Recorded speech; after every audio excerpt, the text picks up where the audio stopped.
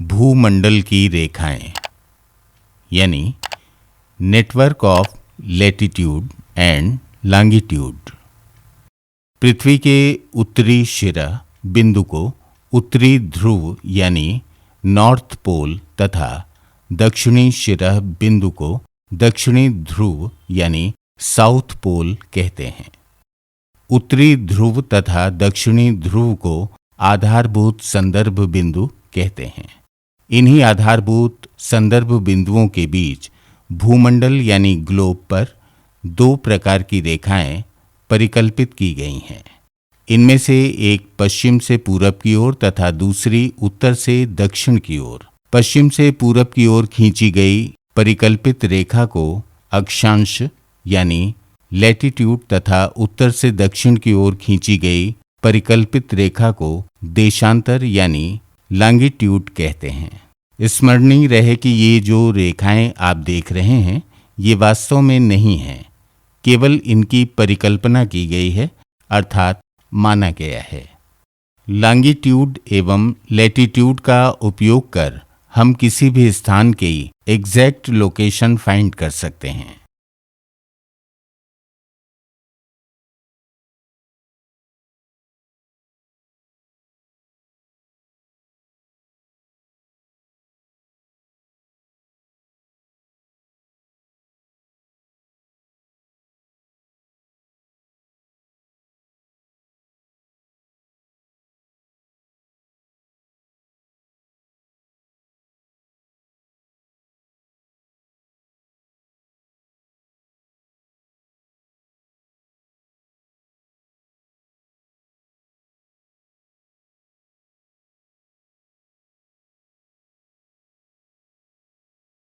अक्षांश रेखाएं यानी लैटिट्यूड्स। ये रेखाएं धरातल पर पश्चिम से पूरब की ओर परिकल्पित की गई हैं। भूगोलवेत्ताओं ने अक्षांश रेखाएं बनाने के लिए सर्वप्रथम उत्तरी ध्रुव से दक्षिणी ध्रुव को मिलाने वाली एक रेखा खींची, फिर उनके मध्य बिंदु पर एक क्षैतिज रेखा खींची और इस क्षैतिज रेखा को 0 डिग्री कहा गया, जिसे हम भूमध्य रेखा भी कहते हैं। अब इस 0 डिग्री से जितने डिग्री का कोण बनता है उस कोण बनाने वाले अक्षांश को वही डिग्री दी गई है। जैसे यदि 0 डिग्री से किसी अक्षांश पर 15 डिग्री का कोण बने तो उस अक्षांश को 15 डिग्री अक्षांश तथा यदि 60 डिग्री का कोण बने तो उसे 60 डिग्री अक्षांश रेखा कहते हैं। इन रेखाओं की निम्न विशेषताएं होती हैं। 1. ये रेखाएं क्षैतिज यानी हॉरिजेंटल तथा परस्पर समानांतर यानी पैरेलल होती हैं, अर्थात ये रेखाएं एक दूसरे को कभी भी नहीं काटती हैं। 2. ये रेखाएं सकेंद्रिक वृत्त यानी कंसेंट्रिक सर्कल होती हैं। सकेंद्रिक वृत्त का तात्पर्य होता है विभिन्न आकारों के वृत्त जिनका एक ही केंद्र हो। अक्षांश रेखाओं द्वारा बने वृत्त भूमध्य रेखा से ध्रुवों की ओर छोटे होते जाते हैं। 3. इन रेखाओं के माध्यम से भूमंडल की उत्तर से दक्षिण की दूरी की माप डिग्री में की जा सकती है। 1 डिग्री लैटिट्यूड बराबर होता है लगभग 111 किलोमीटर। यानी अगर हम भूमध्य रेखा यानी 0 डिग्री लैटिट्यूड से 1 डिग्री लैटिट्यूड में चले गए तो इसका मतलब हुआ कि हमने 111 किलोमीटर की दूरी तय कर ली। 4. ये रेखाएं ताप की विभाजक होती हैं। ये कटिबंधों यानी जोन्स का निर्माण करती हैं। इन्हीं के आधार पर पृथ्वी को 3 कटिबंधों में विभक्त किया गया है जो निम्न हैं। 1. उष्ण कटिबंध यानी हॉटेस्ट जोन। 2. समशीतोष्ण कटिबंध यानी टेम्परेट जोन। 3. शीत कटिबंध यानी फ्रिजिड जोन। अक्षांश रेखाओं की कुल संख्या 180 है। ये रेखाएं एक बिंदु से प्रारंभ होती हैं तथा पृथ्वी की परिधि पर परिक्रमण करती हुई पुनः वहीं आकर मिलती हैं। इस प्रकार ये पूर्ण वृत्त यानी कंप्लीट सर्कल का निर्माण करती हैं। भूमंडल के प्रत्येक अंश पर खींची गई अक्षांश रेखाओं से बनने वाले वृत्तों की कुल संख्या 179 है। दोनों गोलार्धों में 90 डिग्री पर मात्र बिंदु है, रेखाएं नहीं, अतः वहां वृत्त नहीं बनते। भौगोलिक दृष्टिकोण से कुछ महत्वपूर्ण अक्षांश रेखाएं हैं, जैसे भूमध्य रेखा यानी इक्वेटर, कर्क रेखा यानी ट्रॉपिक ऑफ कैंसर तथा मकर रेखा यानी ट्रॉपिक ऑफ कैप्रिकॉर्न। इनमें भूमध्य रेखा को विषुवत रेखा भी कहते हैं। इस रेखा से बनने वाले वृत्त को विषुवत वृत्त कहते हैं। ये 0 डिग्री अक्षांश पर बनता है। ये पृथ्वी पर परिकल्पित वृत्तों में सबसे बड़ा है। विषुवत वृत्त के उत्तर 23.5 डिग्री पर बनने वाले वृत्त को कर्क वृत्त तथा दक्षिण में 23.5 डिग्री पर बनने वाले वृत्त को मकर वृत्त कहते हैं। कर्क वृत्त के उत्तर 66.5 डिग्री पर बनने वाले वृत्त को आर्कटिक वृत्त तथा मकर वृत्त के दक्षिण में 66.5 डिग्री पर बनने वाले वृत्त को अंटार्कटिक वृत्त कहते हैं।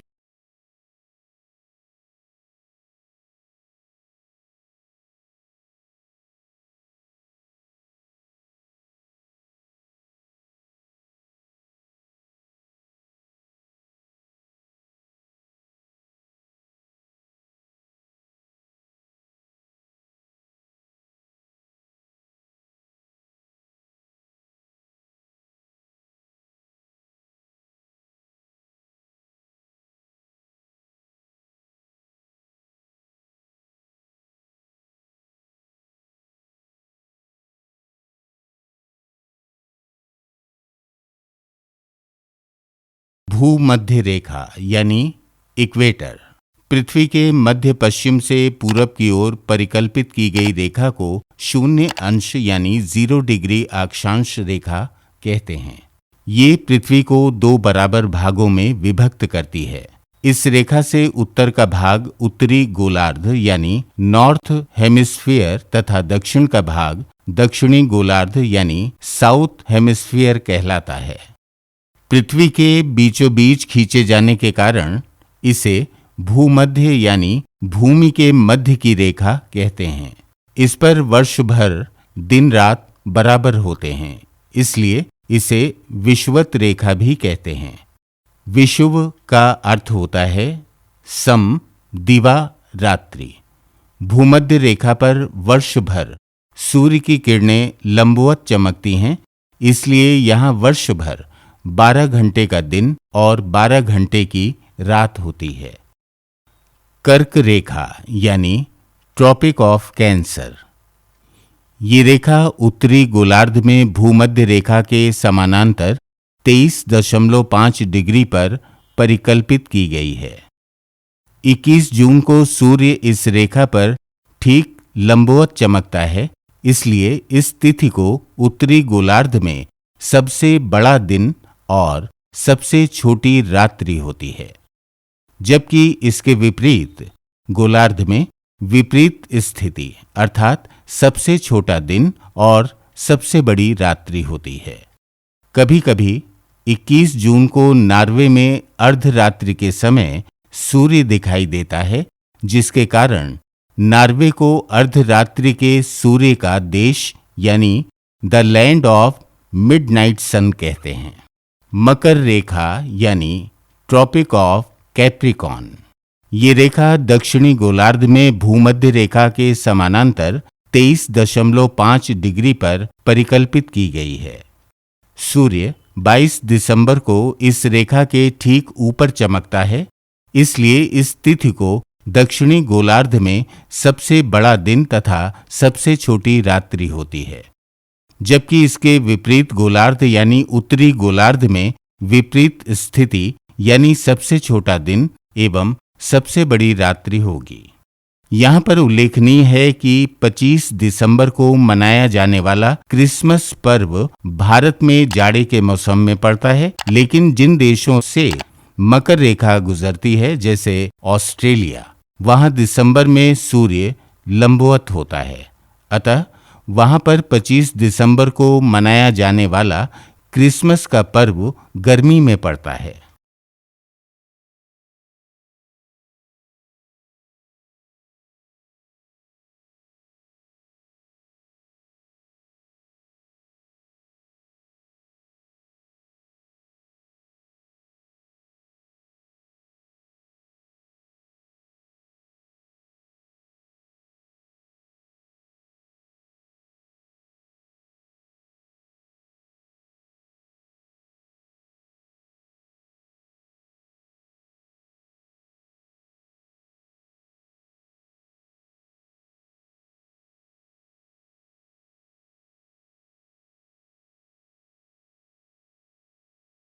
पृथ्वी की विशेषताएं।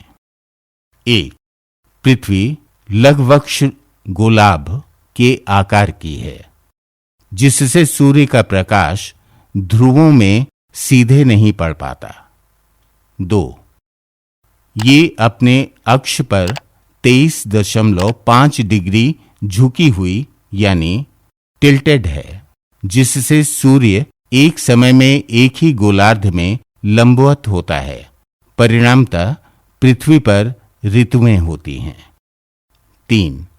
ये अपने अक्ष पर घूम रही है यानी रोटेट कर रही है।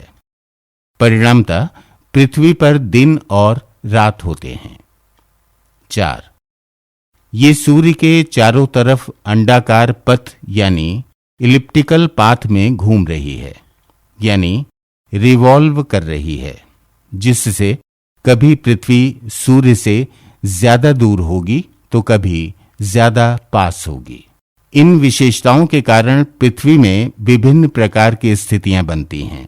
आइए इनका अध्ययन करें। पृथ्वी पर ऋतुएं। 1. विषुव यानी इक्विनॉक्स। विषुव का तात्पर्य है समदिवा रात्रि यानी दिन रात बराबर। ये वो स्थिति है जिसमें सूर्य भूमध्य रेखा को पार करता है। सूर्य भूमध्य रेखा को वर्ष में 2 बार यानी 21 मार्च और 23 सितंबर को पार करता है। परिणामतः 21 मार्च और 23 सितंबर को दोनों गोलार्धों में रात दिन बराबर होते हैं। इसलिए इन तिथियों की स्थिति को विषुव कहते हैं। ऋतु के आधार पर विषुव को 2 नाम दिया गया है। 1. बसंत विषुव यानी स्प्रिंग इक्विनॉक्स। 21 मार्च को सूर्य भूमध्य रेखा को पार कर कर्क रेखा की ओर बढ़ता है। उस समय भारत में बसंत ऋतु होती है, इसलिए 21 मार्च की स्थिति को बसंत विषुव कहते हैं। यहां पर यह उल्लेखनीय है कि वेदों में 6 ऋतुओं का वर्णन है: बसंत, ग्रीष्म, वर्षा, शरद, हेमंत तथा शिशिर। किंतु ऋग्वेद में 5 ऋतुओं का वर्णन है। इसमें हेमंत और शिशिर को एक माना गया है। 2. शरद विषुव यानी ऑटम इक्विनॉक्स। 23 सितंबर को सूर्य भूमध्य रेखा को पार कर मकर रेखा की ओर उन्मुख होता है। उस समय भारत में शरद ऋतु होती है, इसलिए 23 सितंबर की स्थिति को शरद विषुव कहते हैं। 2. संक्रांति यानी सोल्स्टिस। समस्त नभमंडल में 12 मुख्य तारक पुंज यानी कॉन्स्टलेशंस हैं, जिन्हें राशि कहते हैं। ये राशियां हैं मेष, वृषभ, मिथुन, कर्क, सिंह, कन्या, तुला, वृश्चिक, धनु, मकर, कुंभ और मीन। एक से दूसरी राशि में सूर्य के प्रवेश काल को संक्रांति या अयनांत कहते हैं। बारहों राशि में सूर्य की स्थिति एक बार पूर्ण हो जाने को सौर वर्ष कहते हैं। सौर वर्ष को संवत्सर भी कहते हैं। चंद्रवर्ष यानी लूनर ईयर सौर वर्ष यानी सोलर ईयर से 11 गुणे 1/4 दिन छोटा होता है। संक्रांति दो प्रकार की होती है। एक कर्क संक्रांति या ग्रीष्म अयनांत यानी समर सोल्स्टिस। बसंत विषुव यानी 21 मार्च के पश्चात सूर्य पृथ्वी के अक्षीय झुकाव तथा परिक्रमण गति के कारण कर्क रेखा की ओर उन्मुख होता है और 3 माह पश्चात यानी 21 जून को कर्क रेखा पर लंबवत चमकने लगता है। इस स्थिति को कर्क संक्रांति या ग्रीष्म अयनांत कहते हैं। चूंकि इस समय सूर्य की स्थिति उत्तरी गोलार्ध की ओर उन्मुख होती है, इसलिए 21 मार्च से 21 जून तक की अवधि में उत्तरी ध्रुव पर दिन तथा दक्षिणी ध्रुव पर रात होती है। 2 मकर संक्रांति या शीत अयनांत यानी विंटर सोल्स्टिस। 21 जून के पश्चात सूर्य भूमध्य रेखा की ओर लौटता है और 3 माह पश्चात यानी 23 सितंबर को भूमध्य रेखा के ठीक ऊपर आ जाता है। इस तिथि यानी 23 सितंबर की स्थिति को शरद विषुव यानी ऑटम इक्विनॉक्स कहते हैं। चूंकि इस 3 माह यानी 21 जून से 23 सितंबर की अवधि में सूर्य कर्क रेखा से भूमध्य रेखा के बीच होता है, इसलिए इस अवधि में भी उत्तरी ध्रुव पर दिन तथा दक्षिणी ध्रुव पर रात्रि होती है। 23 सितंबर के पश्चात सूर्य पृथ्वी के अक्षीय झुकाव एवं परिक्रमण गति के कारण मकर रेखा की ओर बढ़ता है तथा 22 दिसंबर को मकर रेखा पर लंबवत चमकने लगता है। इस तिथि की स्थिति को मकर संक्रांति या शीत अयनांत यानी विंटर सोल्स्टिस कहते हैं। मकर संक्रांति यानी 22 दिसंबर के पश्चात सूर्य पुनः विषुवत रेखा की ओर लौटता है तथा 3 माह पश्चात यानी 21 मार्च को सूर्य पुनः विषुवत रेखा के ठीक ऊपर आ जाता है। 21 मार्च की स्थिति को बसंत विषुव कहते हैं। चूंकि इस 6 माह की अवधि यानी 23 सितंबर से 22 दिसंबर तथा 22 दिसंबर से 21 मार्च में सूर्य दक्षिणी गोलार्ध की तरफ उन्मुख रहता है, इसलिए इस अवधि में दक्षिणी गोलार्ध में दिन तथा उत्तरी गोलार्ध में रात्रि होती है। इस प्रकार ध्रुवों पर 6 महीने दिन तथा 6 महीने रात्रि होती है।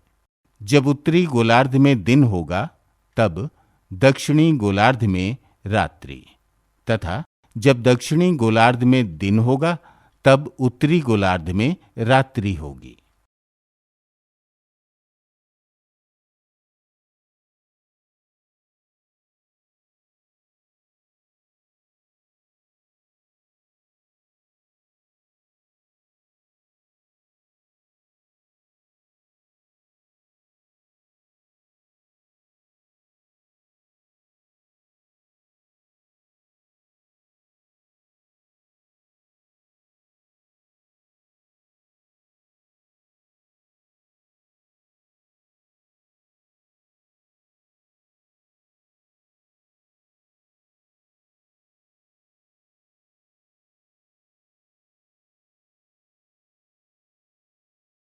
डोलड्रम या शांत मंडल यानी जोन ऑफ काम। भूमध्य रेखा के 5 डिग्री उत्तर तथा 5 डिग्री दक्षिण तक का क्षेत्र वर्ष पर्यंत तप्त रहता है, जिससे इस क्षेत्र में हवाएं प्रवेश करने के पूर्व उठ जाती हैं। इस कारण ये क्षेत्र वर्ष भर शांत रहता है, जिसके कारण इसे शांत मंडल या डोलड्रम कहते हैं। शांत मंडल में हवाएं क्षैतिज न चलकर इसकी सीमाओं पर ऊर्ध्ववत चलती हैं।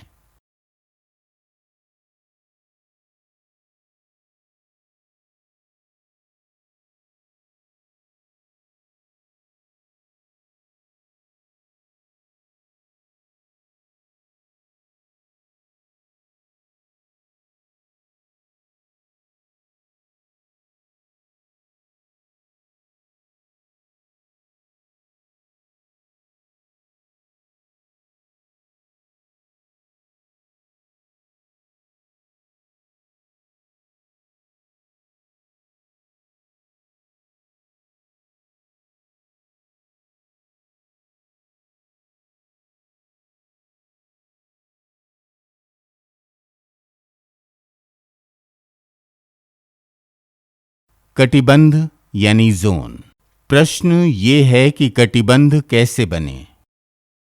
चूंकि सूर्य वर्ष पर्यंत कर्क रेखा से मकर रेखा यानी 23.5 डिग्री उत्तरी गोलार्ध से 23.5 डिग्री दक्षिणी गोलार्ध के बीच ही रहता है, इसलिए कर्क रेखा से मकर रेखा तक वर्ष भर सर्वाधिक गर्मी पड़ती है, जिसके कारण इस क्षेत्र को उष्ण कटिबंध यानी हॉटेस्ट जोन कहते हैं। इस क्षेत्र के ऊपर दोनों गोलार्धों में 66.5 डिग्री तक सूर्य की किरणें तिरछी पड़ती हैं, जिससे इस क्षेत्र में ना अधिक गर्मी पड़ती है और ना अधिक ठंडी। इसीलिए इस क्षेत्र यानी दोनों गोलार्धों में 23.5 डिग्री से 66.5 डिग्री तक को समशीतोष्ण कटिबंध यानी टेम्परेट जोन कहते हैं।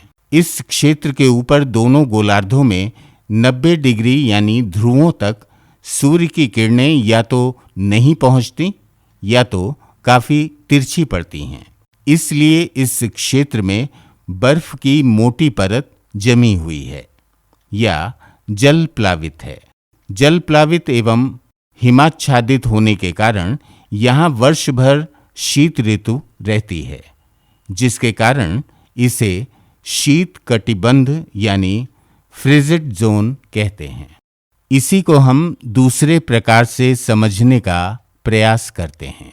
यदि पृथ्वी लघ्वक्ष गोलाभ न होकर चपटी यानी फ्लैट होती तो पृथ्वी पर सूर्य का प्रकाश सभी जगह पड़ता, लेकिन चूंकि पृथ्वी चपटी नहीं है, अतः उष्ण कटिबंध सूर्य के ज्यादा करीब है तथा शीत कटिबंध ज्यादा दूर। एवं आप देख सकते हैं कि उष्ण कटिबंध में सूर्य का प्रकाश सीधे पड़ रहा है, जबकि समशीतोष्ण कटिबंध में तिरछा एवं शीतोष्ण कटिबंध में बहुत ही तिरछा पड़ते हुए फैल जा रहा है। हमने अभी देखा कि जो सूर्य के ताप में क्षेत्र के आधार पर अंतर आ रहा है, यानी कहीं पर ताप ज्यादा पड़ रहा है तथा कहीं पर कम, अर्थात ताप के इस अंतर के आधार पर कटिबंध बनाए गए हैं। इसी ताप के अंतर के आधार पर पृथ्वी में दबाव का अंतर होता है, अर्थात जहां पर ताप ज्यादा होगा वहां निम्न दाब तथा जहां पर ताप कम होगा वहां पर उच्च दाब बनेगा। इसी निम्न दाब एवं उच्च दाब की वजह से पृथ्वी पर विंड सिस्टम यानी पवन चक्र बना है। पवनें उच्च दाब से निम्न दाब की तरफ चलती हैं। इसका विस्तृत अध्ययन हम मौसम एवं जलवायु के चैप्टर में करेंगे।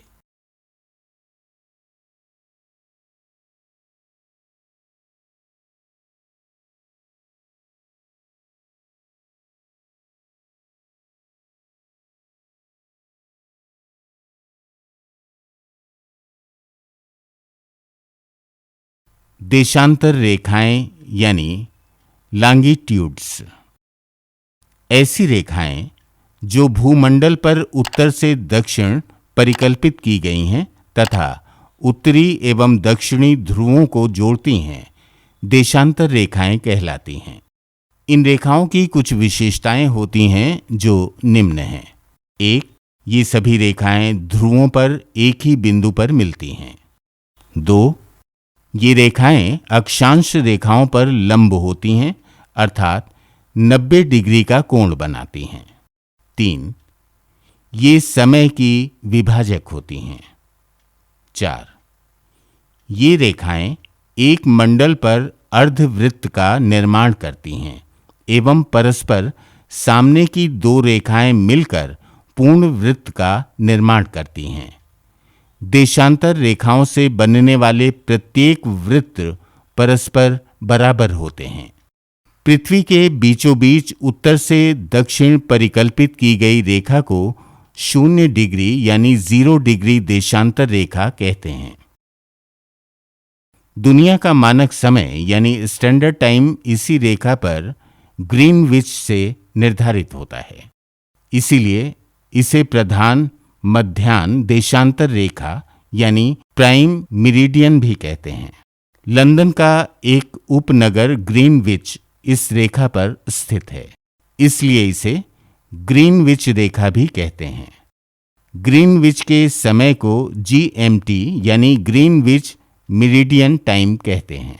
ग्रीनविच रेखा संपूर्ण भूमंडल को पूर्वी और पश्चिमी दो बराबर गोलार्धों में विभक्त करती है। इस रेखा के पूर्व तरफ 180 देशांतर रेखाएं तथा पश्चिम तरफ भी 180 देशांतर रेखाएं खींची गई हैं। इस प्रकार देशांतर रेखाओं की कुल संख्या 360 है। 0 डिग्री देशांतर यानी प्रधान मध्याह्न देशांतर रेखा, जिसे प्रधान यामोत्तर भी कहते हैं, के ठीक विपरीत 180 डिग्री देशांतर रेखा खींची गई है, जो प्रशांत महासागर से होकर गुजरती है। इसी पर अंतर्राष्ट्रीय तिथि रेखा यानी इंटरनेशनल डेट लाइन खींची गई है, जिस पर तिथियों का समायोजन होता है। सभी देशांतर रेखाएं समय की विभाजक होती हैं।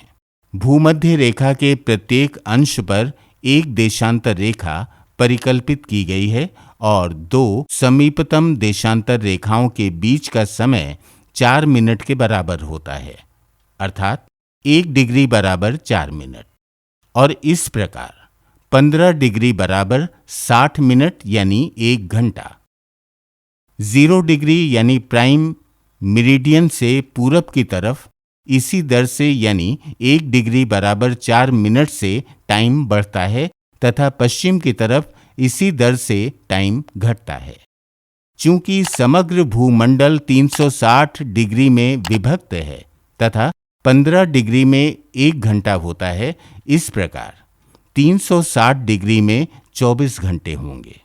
दो देशांतर रेखाओं के बीच में समय अंतराल सर्वत्र समान होता है, किंतु दो निकटतम बिंदुओं के बीच अधिकतम दूरी अंतर्राष्ट्रीय तिथि रेखा पर होती है, क्योंकि अंतर्राष्ट्रीय तिथि रेखा को पार करने पर 24 घंटे का अंतर हो जाता है।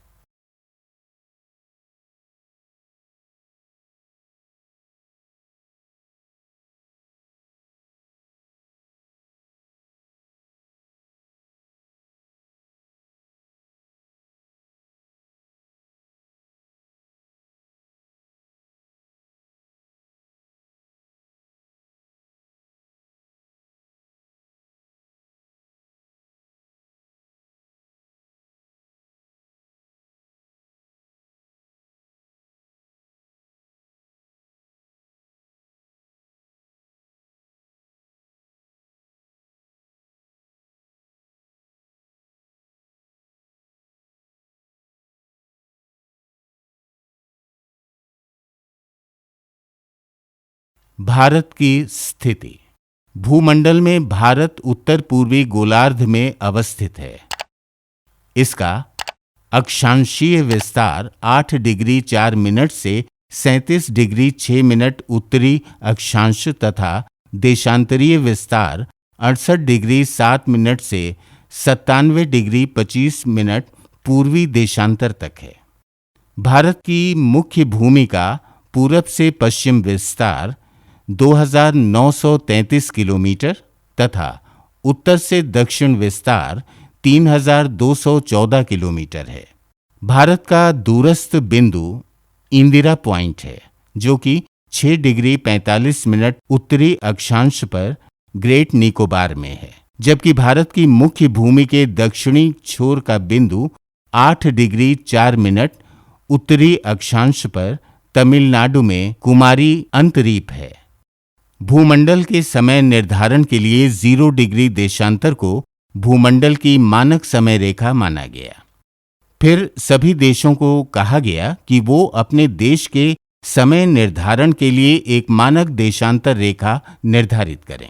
परिणामतः 82.5 डिग्री पूर्वी देशांतर भारत की मानक देशांतर रेखा चुनी गई, जो कि इलाहाबाद के पास से होकर गुजरती है, जहां से भारत का मानक समय यानी इंडियन स्टैंडर्ड टाइम IST निर्धारित किया जाता है।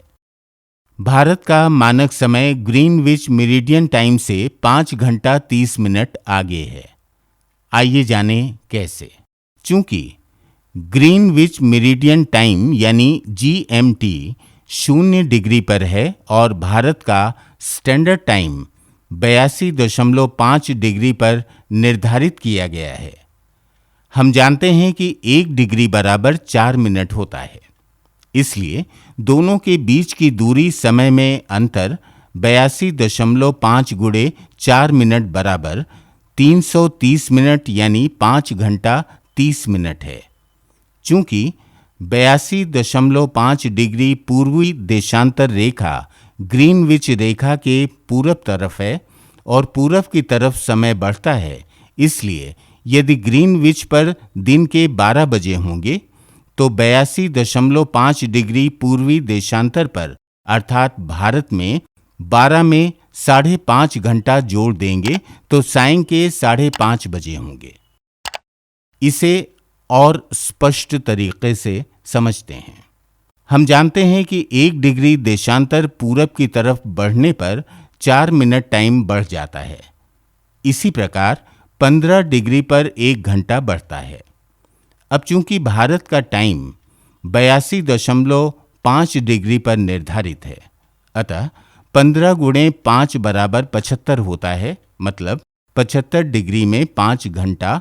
और अब 82.5 डिग्री में से 75 डिग्री निकालने पर शेष 7.5 डिग्री बचेगा। जब 15 डिग्री का 1 घंटा होता है तो 7.5 डिग्री का आधा घंटा होगा। इस प्रकार 75 डिग्री का 5 घंटा और 7.5 डिग्री का आधा घंटा दोनों मिलाकर यानी 5 घंटा और आधा घंटा हो गए 5.5 घंटा।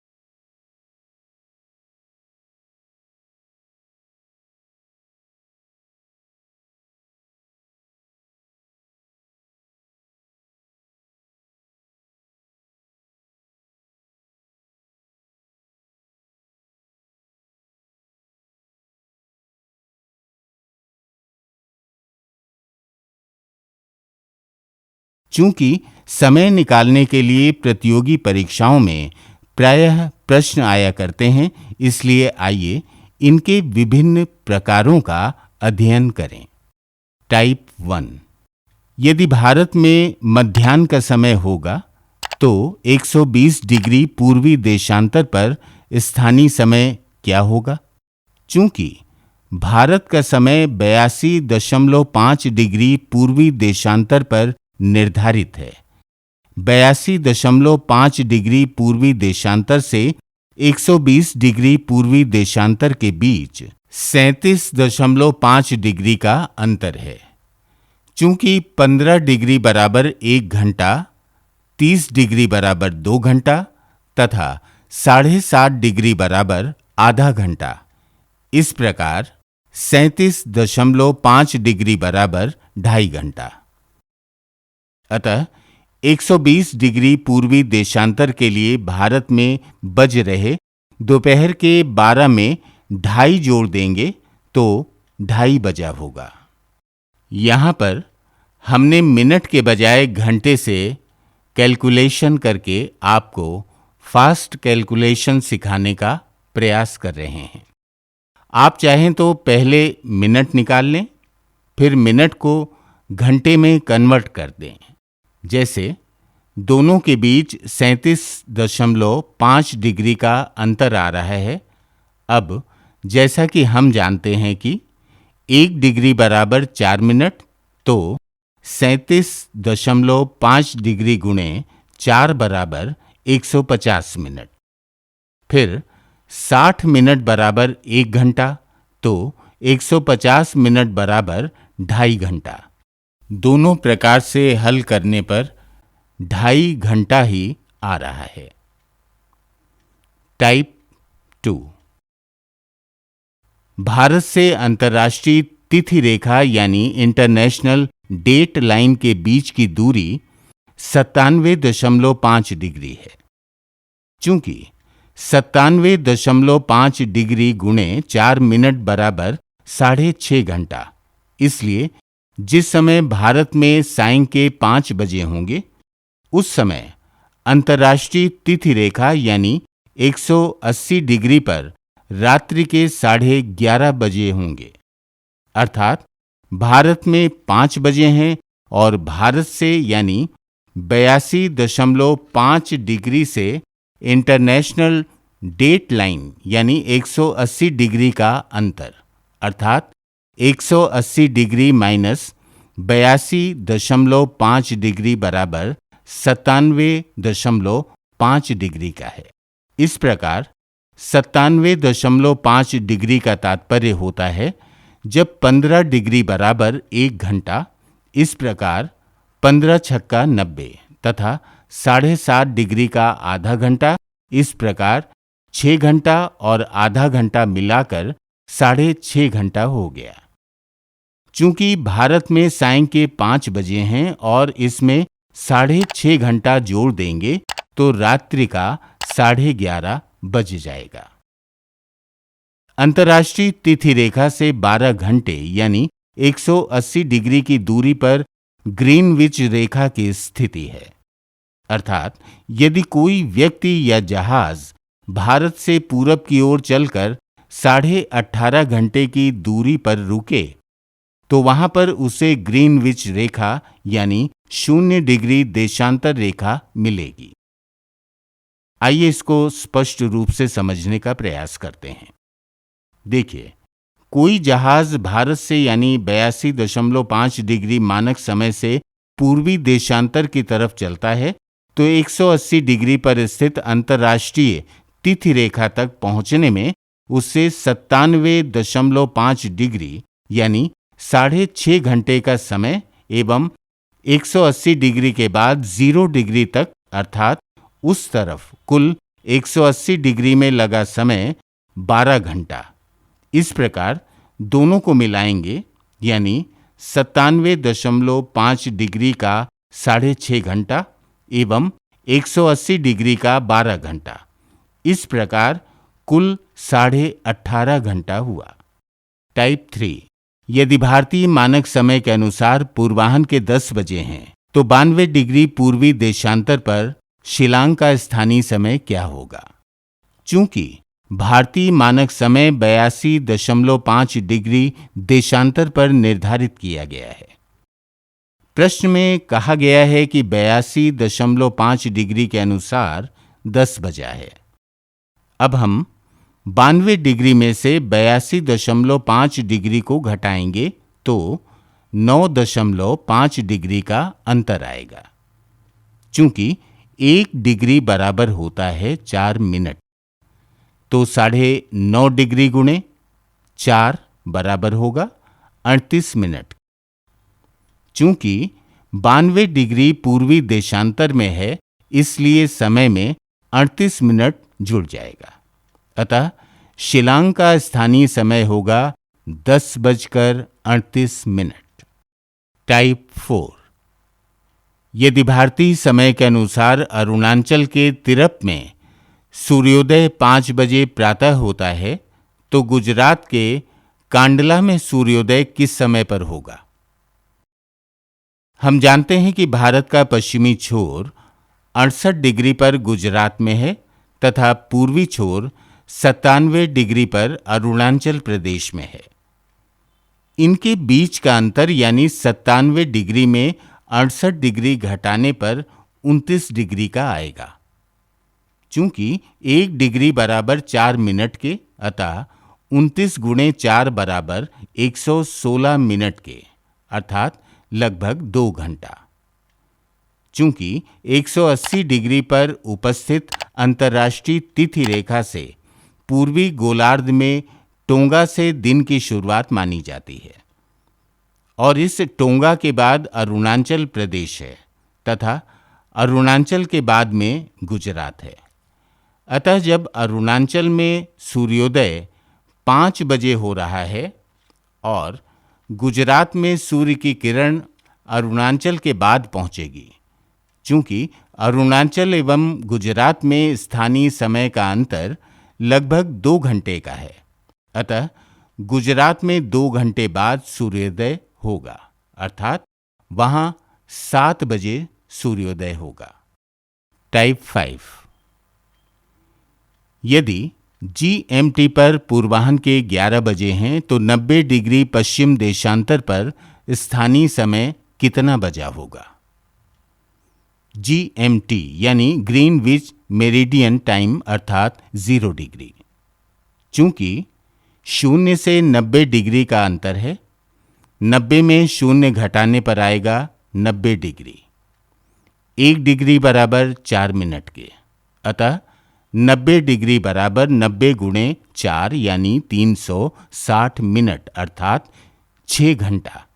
चूंकि ग्रीनविच मेरिडियन टाइम के पश्चिम तरफ की बात हो रही है, अतः पश्चिम की तरफ टाइम घट जाता है, इसलिए पूर्वाह्न 11 बजे में 6 घंटा घटाएंगे तो प्रातः के 5 बजेगा।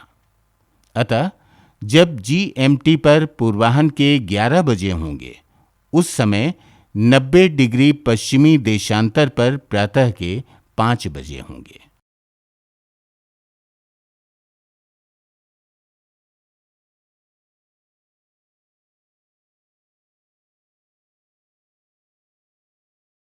चाय बागान टाइम जोन।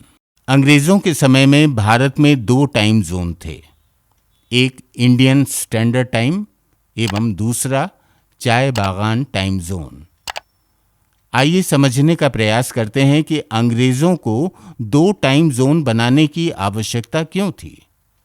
चूंकि भारत का पश्चिमी किनारा गुजरात 68 डिग्री पूर्वी देशांतर पर तथा पूर्वी किनारा अरुणाचल प्रदेश 97 डिग्री पूर्वी देशांतर पर है, जिनके बीच का अंतर लगभग 30 डिग्री का है। चूंकि 15 डिग्री बराबर 1 घंटा तो 30 डिग्री बराबर 2 घंटा। इस प्रकार हमने देखा कि अरुणाचल और गुजरात के समय में 2 घंटे का अंतर है, अर्थात यदि अरुणाचल स्थानीय समय के अनुसार सूर्योदय 6 बजे हो रहा है तो गुजरात स्थानीय समय के अनुसार 2 घंटे बाद सूर्योदय 8 बजे होगा। हमारा इंडियन स्टैंडर्ड टाइम 82.5 डिग्री पूर्वी देशांतर पर माना गया है, इसलिए हमारे इंडियन टाइम के हिसाब से सूर्योदय 7 बजे होगा। अब चूंकि अरुणाचल में सूर्योदय भारतीय समय के अनुसार 1 घंटे पहले होता है तथा गुजरात के स्थानीय समय के अनुसार 2 घंटे पहले होता है, अतः शाम भी इसी आधार पर 1 या 2 घंटे पहले होगी। अर्थात यदि गुजरात में शाम 6 बजे हो रही है तो अरुणाचल में शाम 4 बजे ही हो जाएगी। अब यदि गुजरात में एवं अरुणाचल में दोनों जगह भारतीय समय के अनुसार 10 से 6 काम करने का समय निर्धारित किया जाएगा, तो जहां एक तरफ गुजरात में स्थानीय समय 10 से 6 की जगह 11 से 7 हो जाएगा, वहीं दूसरी तरफ अरुणाचल में 9 से 5 हो जाएगा। ये समय ग्रीष्म ऋतु में तो अरुणाचल में काम करने वालों के लिए एक बार ठीक हो सकता है, लेकिन जब शरद ऋतु में अरुणाचल में 4 बजे ही रात हो जाएगी तो वहां काम करने वालों को रात में काम करना पड़ेगा। इस विसंगति से पूर्वी भारत में उस समय चाय बागान में काम करने वालों को समस्या हो रही थी। इसी समस्या को दूर करने के लिए अंग्रेजों ने चाय बागान टाइम जोन बनाया था, जो भारतीय समय से 1 घंटा आगे था। लेकिन जब भारत आजाद हुआ तब भारत में 2 टाइम जोन को मैनेज कर पाना चैलेंजिंग था, इसलिए भारत सरकार ने चाय बागान टाइम जोन को रद्द कर दिया और पूरे इंडिया को एक ही टाइम जोन में ला दिया। अब चूंकि पूर्वी भारत में भारतीय समय के अनुसार 1 घंटे पहले सूर्योदय हो जाता है तथा 1 घंटे पहले शाम हो जाती है, इसलिए वहां काम करने वाले लोगों को दिक्कत उठानी पड़ती है। इसलिए वहां पर चाय बागान टाइम जोन की मांग की जा रही है। अगर विश्व स्तर पर निगाह डालें तो अमेरिका ने 5 टाइम जोन बना रखे हैं, जबकि रूस ने 11 टाइम जोन बना रखे हैं। यदि किसी देश का देशांतर अधिक है तो देश के अंदर समय के अंतर को मैनेज करने के लिए एक से ज्यादा टाइम जोन बनाए जा सकते हैं।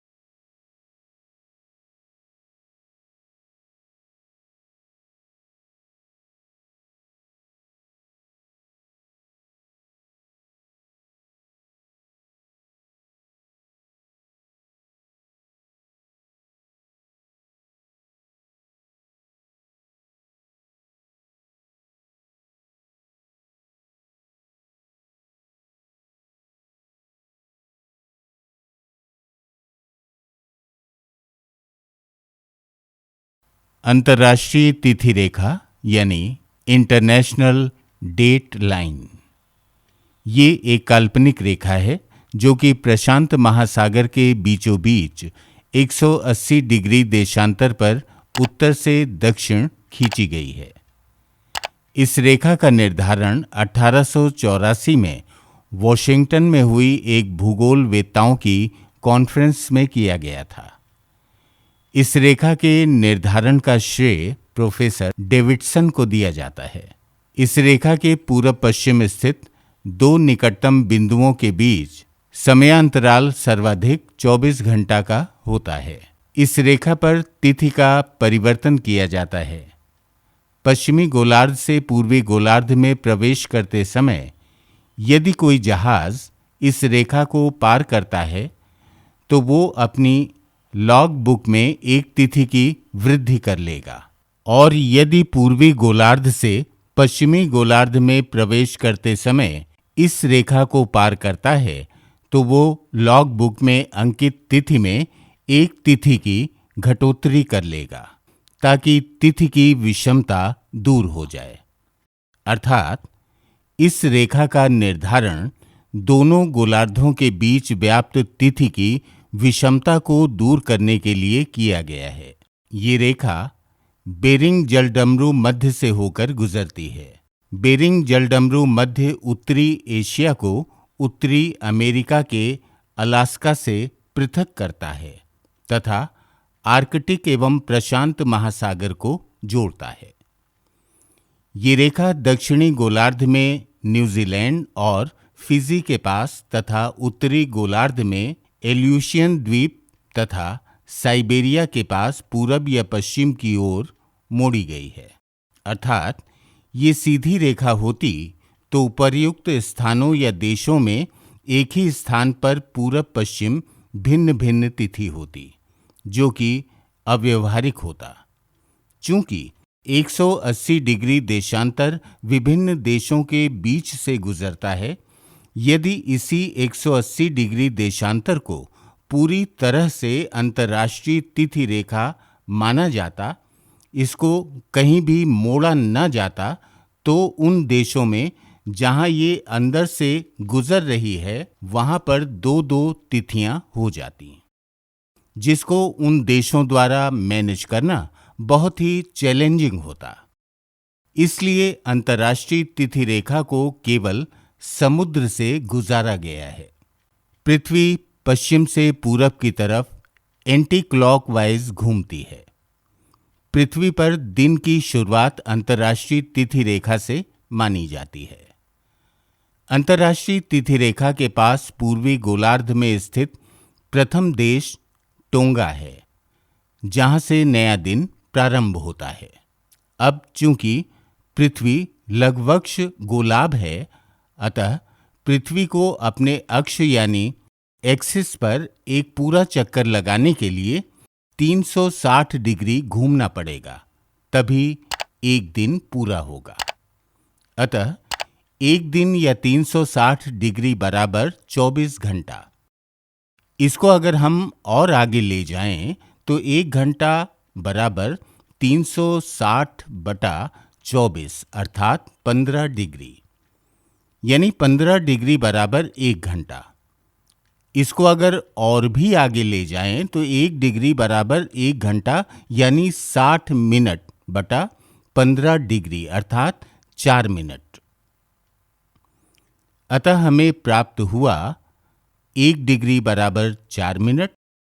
इसका तात्पर्य है कि 1 डिग्री देशांतर की दूरी तय करने में पृथ्वी को 4 मिनट का समय लगता है। आइए कुछ देशों का उदाहरण समझने का प्रयास करें कि किन देशों में किसके बाद सूर्योदय होता है। चूंकि पृथ्वी पश्चिम से पूरब की ओर एंटी क्लॉकवाइज घूम रही है, अतः सबसे पहले टोंगा में सूर्योदय होगा, फिर इसके बाद इसके आसपास के देशों में, फिर भारत में, फिर ईरान में, फिर अलास्का में। अब अलास्का के बाद अंतर्राष्ट्रीय तिथि रेखा को पार करेंगे तो फिर से टोंगा आ जाएगा। चूंकि अलास्का अंतर्राष्ट्रीय तिथि रेखा के पास पश्चिमी गोलार्ध में है, अर्थात पृथ्वी अंतर्राष्ट्रीय तिथि रेखा के पूर्वी गोलार्ध से अंतर्राष्ट्रीय तिथि रेखा के पश्चिमी गोलार्ध तक में 360 डिग्री का चक्कर पूरा कर लेगी, तो एक दिन पूरा हो जाएगा। एक और उदाहरण के माध्यम से अंतर्राष्ट्रीय तिथि रेखा को समझने का प्रयास करते हैं।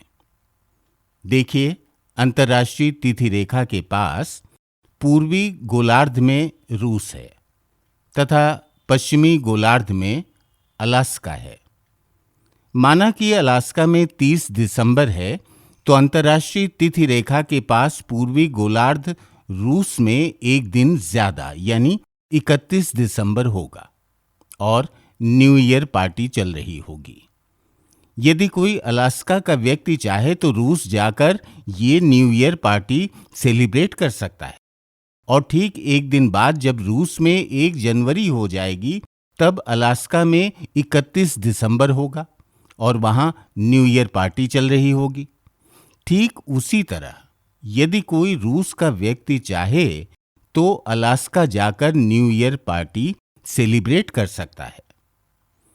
यहीं पर एक और कॉन्सेप्ट समझने का प्रयास करते हैं। यदि कोई रूस का व्यक्ति 31 दिसंबर को अलास्का चला जाए तो वहां पर उसको 30 दिसंबर मिलेगा, और 30 दिसंबर पूरा होने के बाद 31 दिसंबर आएगा। चूंकि वह 31 दिसंबर रूस में जी चुका है और अलास्का में उसको 31 दिसंबर फिर से जीने के लिए मिल जाएगा, अतः उसको एक दिन का फायदा हो जाएगा। लेकिन यदि कोई अलास्का का व्यक्ति 31 दिसंबर को रूस चला जाए तो वहां पर उसको 1 जनवरी मिलेगा, अर्थात एक दिन पूरा का पूरा उसका नुकसान हो जाएगा।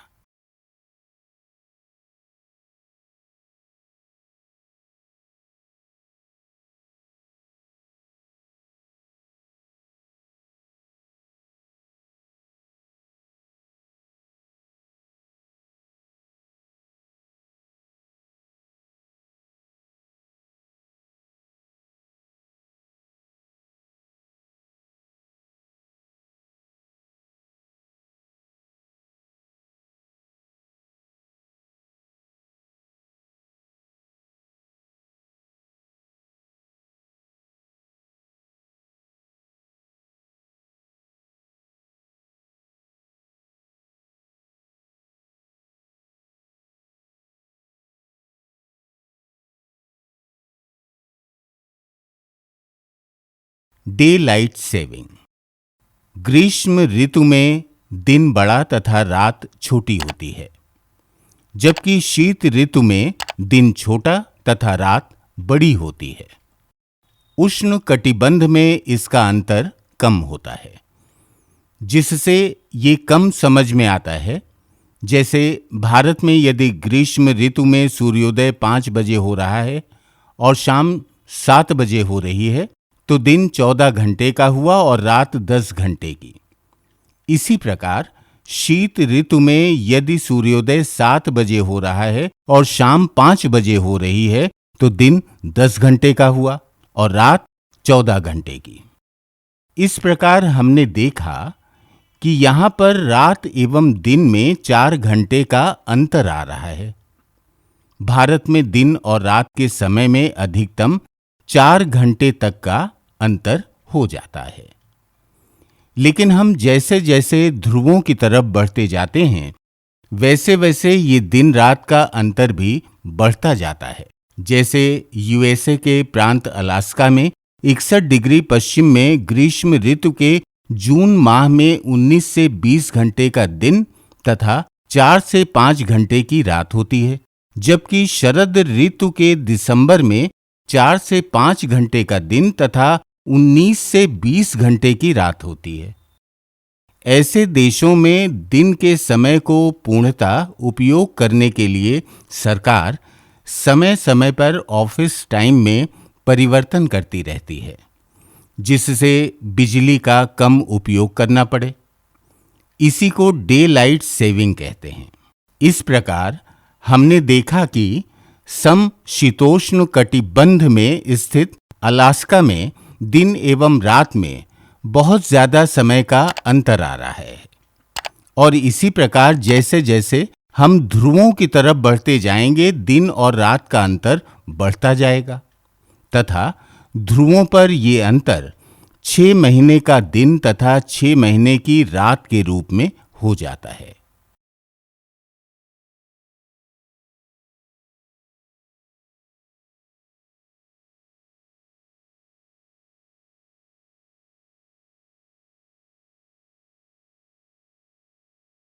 महत्वपूर्ण अक्षांश एवं देशांतर पर पड़ने वाले देश एवं राज्य।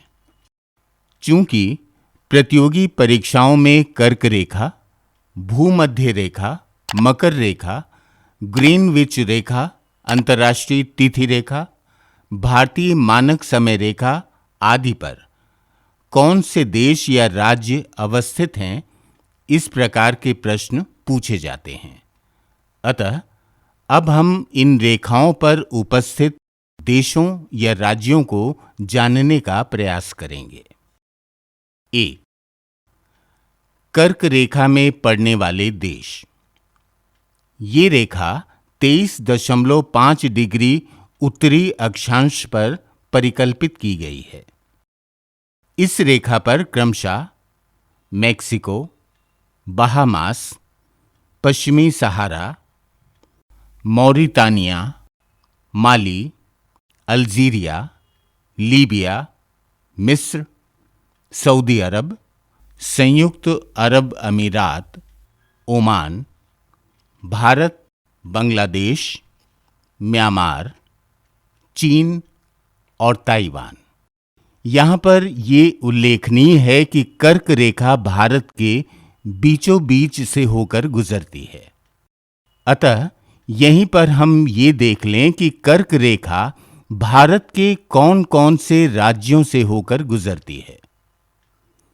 कर्क रेखा भारत में गुजरात, राजस्थान, मध्य प्रदेश, छत्तीसगढ़, झारखंड, पश्चिम बंगाल, त्रिपुरा और मिजोरम से गुजरती है।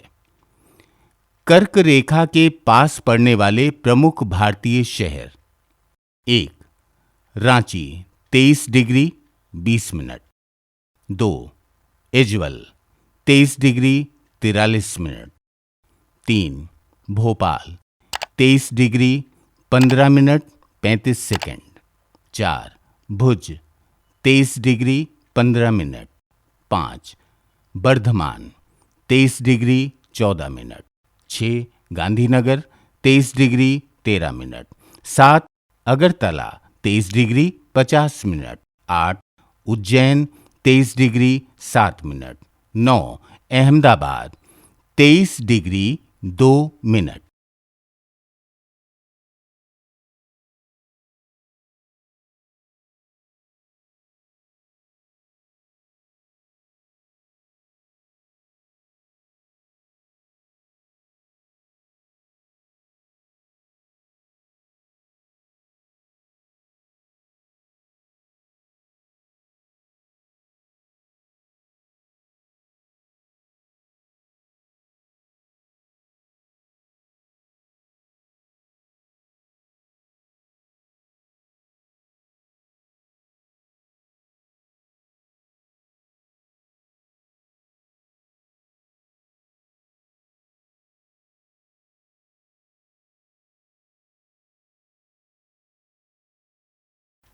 2 भूमध्य रेखा पर पड़ने वाले देश। ये रेखा भूमंडल के बीचों बीच 0 डिग्री पर परिकल्पित की गई है। इस रेखा पर क्रमशः Ecuador, Colombia, Brazil, Sao Tome, Gabon, Congo, Zaire, Uganda, Kenya, Somalia, Indonesia और किरिबाती हैं।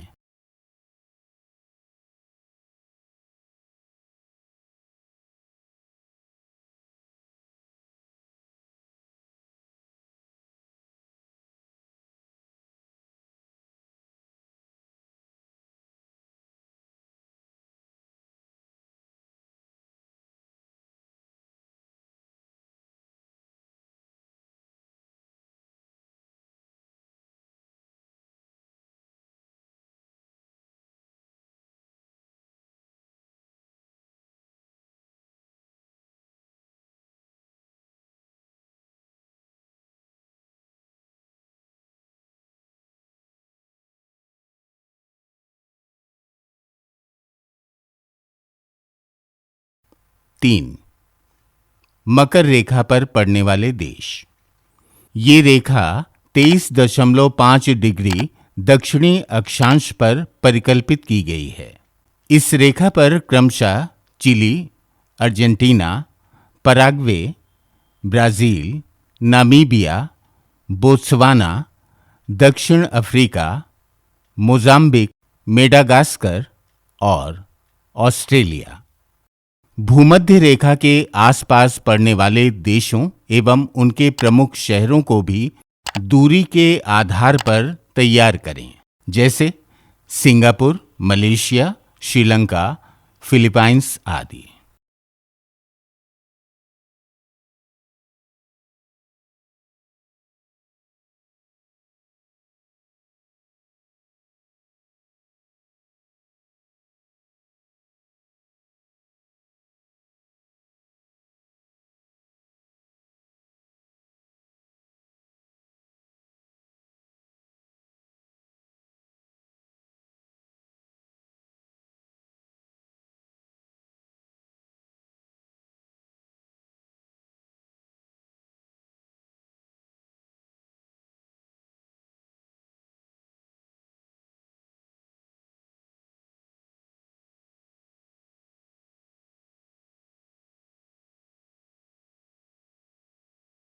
चार ग्रीनविच रेखा पर पड़ने वाले देश।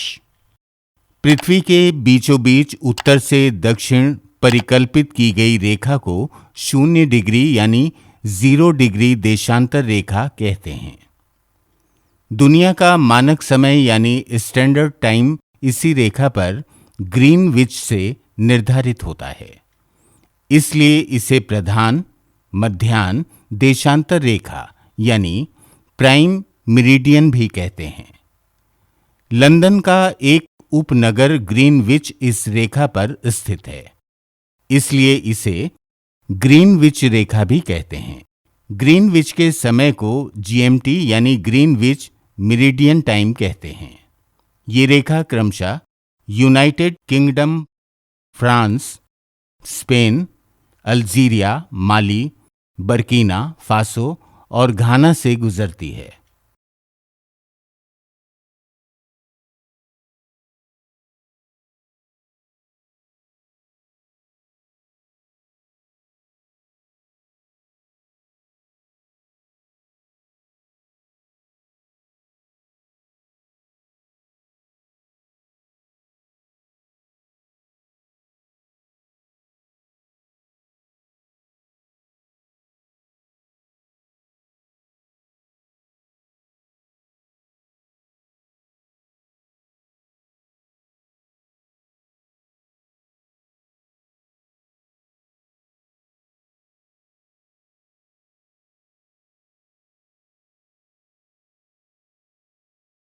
5.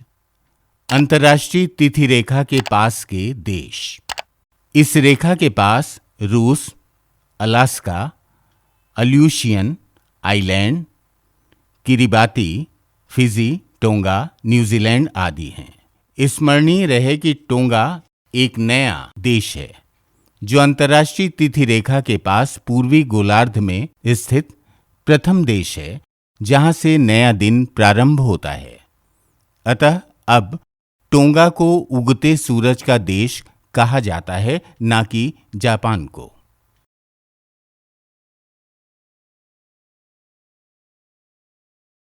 6. भारतीय मानक समय रेखा 82.5 डिग्री पूर्वी देशांतर भारत की मानक देशांतर रेखा है जो कि इलाहाबाद के पास से होकर गुजरती है, जहां से भारत का मानक समय यानी इंडियन स्टैंडर्ड टाइम निर्धारित किया जाता है। ये रेखा क्रमशः उत्तर प्रदेश, मध्य प्रदेश, छत्तीसगढ़, ओडिशा और आंध्र प्रदेश से होकर गुजरती है।